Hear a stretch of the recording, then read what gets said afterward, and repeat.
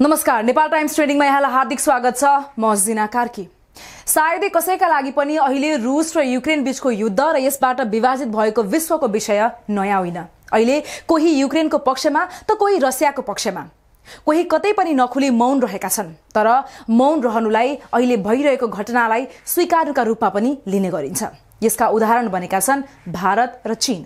नेपालले भने खुलेरै रसियाले गरेको आक्रमणको विरोध गरेको छ। रसियाको आक्रमणको लगत्तै फागुन 12 गते परराष्ट्र मन्त्रालयले युद्ध पीडित देश युक्रेनको पक्षमा विज्ञप्ति जारी गर्दै भन्यो, नेपालले कुनै पनि परिस्थितिमा सार्वभौम सत्ता सम्पन्न देश विरुद्ध कुनै पनि शक्तिको प्रयोगको विरोध गर्दछ र साथै कूटनीतिक र संवादबाट विवादको शान्तिपूर्ण समाधानका विश्वास गर्दछ।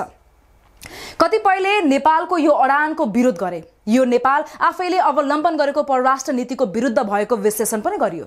पूर्व प्रधानमन्त्री समेत रहेका सत्तारूढ दल एकीकृत समाजवादीका सम्मानित नेता झलनाथ खनालले त नेपालले हतार गरेको टिप्पणी गर्दै भने नेपाल आफ्नो परराष्ट्र नीति विपरीत गयो। उनले भने प्रधानमन्त्री शेरबहादुर देउवा अमेरिकी क्याम्पमा गए। भारत र चीन तटस्थ नै रहिरहेको अवस्थामा नेपालले फेरि एक कदम अघि बढ्दै बुधबार संयुक्त राष्ट्र संघको महासभामा युक्रेनकै पक्षमा मतदान गर्यो। नेपालले युक्रेनको पक्ष लिँदै गर्दा नेपालका दुई छिमेकी देश भारत र चीन भने अनुपस्थित रहे। यसको अर्थ उनीहरू युक्रेनको पक्षमा छैनन्। नेपालको यो कदमलाई पनि कतिपयले नेपालले पञ्चशीलको आफ्नो परराष्ट्र नीति विपरीत मतदान गरेको दोहोर्याएका छन् भने कतिपयले नेपालको कदमलाई जायज मानिरहेका छन्। केपी शर्मा ओली नेतृत्वको सरकारले 2077 मङ्सिरमा सार्वजनिक गरेको परराष्ट्र नीतिमा छिमेकीसँग स्वतन्त्र र सन्तुलित सम्बन्ध बनाउने र असंलग्न नीतिमा दृढ रहने भनिएको छ। सरकारले यो नीति विपरीत युक्रेनको पक्षमा मतदान गरेको आलोचकहरूको तर्क छ। सरकारले परराष्ट्र नीति 14 वटा मार्गदर्शक सिद्धान्त र मान्यताबाट निर्देशित हुने उल्लेख गरेको छ, जसमा मूलतः नेपालको स्वतन्त्रता, सार्वभौम सत्ता, भौगोलिक अखण्डता, स्वाधीनता र राष्ट्रिय हितको रक्षा एवं राष्ट्रिय सम्मान र प्रतिष्ठाको अभिवृद्धि, सार्वभौमिक समानता, पञ्चशीलका सिद्धान्त, संयुक्त राष्ट्र संघको वडापत्रको भावना, असंलग्नता, विवादको शान्तिपूर्ण समाधान लगायत रहेका छन्। नेपालको संविधान, प्रचलित नेपाल कानून, परराष्ट्र नीतिसँग प्रत्यक्ष सरोकार राख्ने राष्ट्रिय सुरक्षा नीति तथा अन्य नीति, नेपाल सरकारका क्षेत्रगत नीति, आवधिक योजना, वार्षिक नीति तथा कार्यक्रम, संयुक्त राष्ट्र संघको वडापत्र, नेपाल पक्ष भएका सन्धि सम्झौता तथा द्विपक्षीय, क्षेत्रीय र बहुपक्षीय प्रतिबद्धता तथा घोषणा पत्र लगायतका विषयलाई नेपालको परराष्ट्र नीति सञ्चालनका आधार मानिने तय गरिएको छ। निशस्त्रीकरण, मानवाधिकारको संरक्षण र सम्वर्धन, जलवायु परिवर्तनका असर न्यूनीकरण, महामारी, आतंकवाद तथा साइबर अपराध नियन्त्रण, सुरक्षित आप्रवासन र भूपरिवेष्टित राष्ट्रका अधिकार प्राप्तिका लागि बहुपक्षीय मञ्चमा प्रभावकारी भूमिका निर्वाह गर्नु परराष्ट्र नीतिको उद्देश्य हुने मानिएको छ। परराष्ट्र नीति पञ्चशीलको सिद्धान्तमा आधारित छ। पञ्चशील एक धार्मिक एवं कूटनीतिक नियमहरूको संग्रह हो। विभिन्न देशहरूको पारस्परिक सम्बन्ध यही नीतिद्वारा निर्देशित गरिएको हुन्छ। पञ्चशीलमा निम्न अनुसारका बुँदाहरू पर्दछन्: शान्तिपूर्ण सहअस्तित्व, एक आपसको आन्तरिक मामलामा हस्तक्षेप, एक आपसको क्षेत्रीय अखण्डता र सार्वभौम सत्ताको सम्मान, अनाक्रमण र समानता र पारस्परिक लाभ। पूर्व परराष्ट्र मन्त्री रहेका नेकपा एमालेका उपमहासचिव प्रदीप कुमार गेवाली नेपालको यो निर्णय सही भएको बताएका छन्। आफै परराष्ट्र मन्त्री हुँदा नयाँ परराष्ट्र नीति सार्वजनिक गरेको स्मरण गराउँदै उनले भनेका छन्, हामीले असंलग्न भनेका छौं, यो भनेको भाग्ने नलिने भन्ने मात्र अथवा कुनै पक्षमै नलाग्ने भन्ने चाहिँ होइन। यस्तो केही परराष्ट्रविदहरूले पनि रसिया युक्रेन युद्धको नेपालको कदमलाई गलत नभन्न सुझाव दिएका छन्।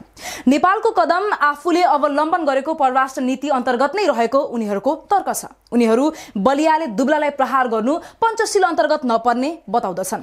नेपाल सरकारको यो निर्णयको पक्ष र विपक्षमा तर्कहरू भइरहँदा नेपालको विगतका निर्णयले भने गिज्याइरहेको छ। संयुक्त राष्ट्र संघका विभिन्न फोरममा नेपालले कूटनीतिक अस्थिरता प्रदर्शन गरेको देखिन्छ। नेपाल कहिले साना राष्ट्रको सार्वभौम सत्ता र अखण्डताको पक्षमा उभिएको छ भने कहिले मौन बस्दै आएको छ। एकै प्रकृतिका दुई घटना नेपालले एउटै अडान लिन सकेको छैन। पछिल्लो समय नेपाल राष्ट्रसङ्घका फोरममा युक्रेनमाथि रुसी आक्रमणको विरुद्धमा खरो रूपमा उत्रिएको छ।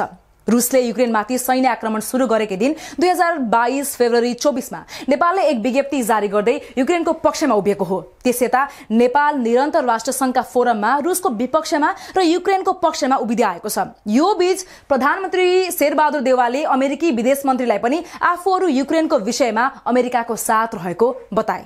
अहिले नेपालले जुन अडान युक्रेनको पक्षमा लिइरहेको छ सो अडान सन् 2014 मा राष्ट्रसङ्घको महासभामा देखाउन सकेको थिएन। त्यति बेला पनि आम्ने सामने थिए रुस र युक्रेन। सन् 2014 मा रुसले युक्रेनी भूभाग क्रिमियालाई जनमत संग्रह गराई आफ्नो भूमिमा गाभेको थियो। त्यति बेला अमेरिकाले राष्ट्रसङ्घको महासभामा रुसले क्रिमिया गाभेकोमा निन्दा प्रस्ताव गरेको थियो। निन्दा प्रस्तावमाथि मतदान हुँदा नेपाल तटस्थ बसेको थियो। त्यति बेला नेपालले सानो सार्वभौम र स्वतन्त्र राष्ट्रमाथि ज्यादती हुँदा मौन बसेको थियो। पञ्चशील असंलग्न राष्ट्रसङ्घको वडापत्र एकअर्काको क्षेत्रीय अखण्डता र सार्वभौम सत्ताको पारस्परिक सम्मानका आधारमा नेपाल स्थिर देखिँदैन। रुस युक्रेन मामिलामा मात्र होइन, इजरायल प्यालेस्टाइन मामिलामा पनि नेपालको परराष्ट्र नीति स्थिर देखिएको छैन। सन् 2012 मा राष्ट्रसङ्घको महासभामा प्यालेस्टाइनलाई राष्ट्रसङ्घको गैर सदस्य पर्यवेक्षक राष्ट्रको दर्जा दिने विषयमा मतदान भएको थियो। उक्त मतदानमा नेपालले प्यालेस्टाइनको पक्षमा मतदान गरेको थियो। सन् 2021 मा इजरायलले प्यालेस्टाइनमाथि आक्रमण गर्यो। आक्रमणमा परि सयौं सर्वसाधारणको ज्यान गयो।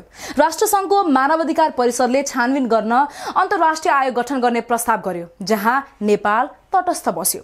सन् 2017 मा अमेरिकी तत्कालीन राष्ट्रपति डोनाल्ड ट्रम्पले जेरुसेलमलाई इजरायलको राजधानीको रूपमा मान्यता दिने निर्णय गर्यो। सो निर्णयलाई लिएर विश्व विभाजित भयो र राष्ट्रसङ्घको महासभामा पुग्यो। त्यहाँ नेपालले जेरुसेलमलाई इजरायलको राजधानीको मान्यता दिन हुँदैन भन्ने पक्षमा मतदान गर्यो। अर्थात् अमेरिकी निर्णय विरुद्ध र प्यालेस्टाइनको पक्षमा नेपाल उभियो। जेरुसेलमलाई प्यालेस्टाइनले पनि दावी गर्दै आएको थियो। प्यालेस्टाइनले दावी गरेको भूमिलाई अमेरिकाले इजरायलको राजधानीको रूपमा मान्यता दिन खोजेको थियो। यसमा नेपाल तटस्थ बसेको थियो। सन् 2021 मा राष्ट्रसङ्घको महासभामा श्रीलङ्का सम्बन्धी एक प्रस्ताव गएको थियो। गृह युद्धका बेला भएको अपराधका घटनामा राज्यको जवाबदेहिता नदेखिएको भन्दै श्रीलङ्का विरुद्ध लगिएको प्रस्तावमा मतदान हुँदा नेपाल तटस्थ बसेको थियो। सन् 2021 को जुनमा राष्ट्रसङ्घको महासभामा म्यानमार सम्बन्धी प्रस्ताव लगिएको थियो। उक्त प्रस्तावमाथि मतदान हुँदा नेपाल तटस्थ बसेको थियो। यसले नेपालको मानव अधिकारप्रतिको विश्वास र प्रतिबद्धतामाथि प्रश्न उठाएको छ। यी घटनाहरूले परराष्ट्र नीतिमा नेपालको अस्थिरता स्पष्ट देखाउँदछ। नेपालको परराष्ट्र नीति एकातर्फ र सरकारले गर्ने व्यवहार अस्थिर र परिस्थिति जन्य हुने गरेको देखिन्छ। परराष्ट्र नीतिको आधार र उद्देश्य एक भए पनि नेपालले एकै किसिमका घटनामा फरक फरक नीति अवलम्बन गरेको छ। यसले गर्दा अन्तर्राष्ट्रिय समुदायमा नेपालको गरिमामा आँच आएको छ। दुई ठूला राष्ट्र भारत र चीनले रुसलाई अहिले चिड्याउने पक्षमा देखिँदैनन्, तर नेपालले भने एक कदम अगाडि बढेर अमेरिकासँगै युक्रेनको पक्षमा लिनु र अमेरिकी विदेश मन्त्री र नेपालको प्रधानमन्त्री देउवाबीच भएको संवादलाई चासोका साथ हेरेको छ। अमेरिकी सहायता परियोजना मिलेनियम च्यालेन्ज कर्पोरेसन एमसीसी नेपालको संसदबाट अनुमोदन भएको ताजा अवस्थामा अमेरिकाले स्वागत गरेको छ भने चीनले सो विषयलाई नजिकबाट हेरिरहेको बताएको छ। नेपालमा एमसीसी अनुमोदन भए लगतै चीनले आफूले सो विषयलाई नोट गरेको बताएको छ। युक्रेनको अवस्थालाई लिएर विश्व अहिले विभाजित भएको अवस्थामा छिमेकी राष्ट्रलाई पछि पार्दै अमेरिका र पश्चिमको निर्णयमा समर्थन गर्न नेपाल किन पुग्यो होला? नेपालको निर्णय पञ्चशीलको सिद्धान्तको विपरीत छ कि छैन? यसले भविष्यमा भारत, चीन तथा रुससँगको सम्बन्धमा कस्तो असर पुर्याउला? तपाईका विचार अवश्य व्यक्त गर्नुहोला। ताजा खबरका लागि नेपाल टाइम्सको अनलाइन पोर्टल www.nepaltimes.net मा पनि गएर हेर्न सक्नुहुनेछ। यसैगरी हाम्रो युट्युब च्यानल र फेसबुक पेज पनि अवश्य भिजिट गर्नुहोला। तपाईले गर्नुभएको लाइक, कमेन्ट, शेयर र सब्स्क्राइबका लागि धेरै धेरै धन्यवाद। नेपाल टाइम्स हेर्दै गर्नुहोला। नमस्कार।